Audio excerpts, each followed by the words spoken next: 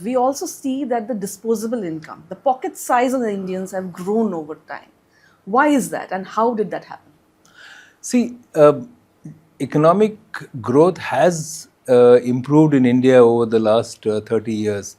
I would say that, see, between the time that we got political independence to the time when we reached a stage where we had economic independence was in the 90s. You know, under the Narasimha Rao government, when he was the Prime Minister, he made the big effort to open up the economy.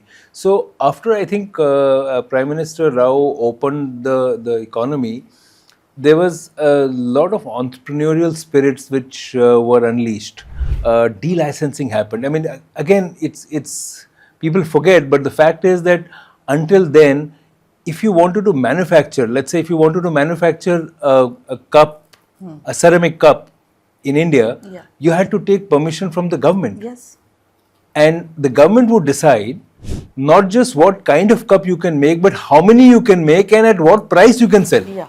So it was, we had a very controlled command economy. There was a certain reason for it, which, economists can argue about whether it was justified or not, but we'll not get into that.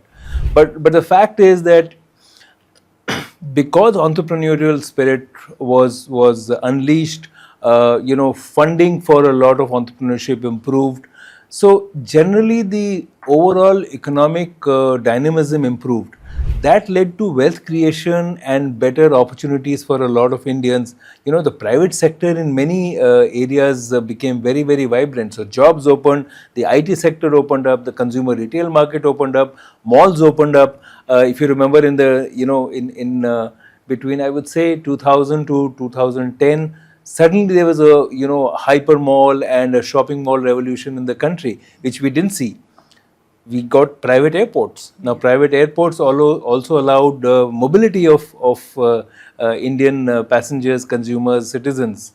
Stores opened inside those. So it was a very big shift, and this meant that professionals who were getting jobs also had a disposable income. And the mindset of saving shifted towards consuming.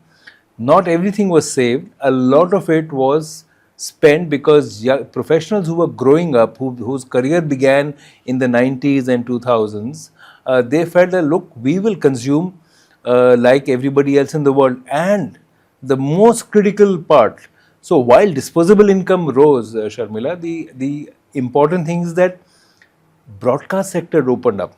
Right.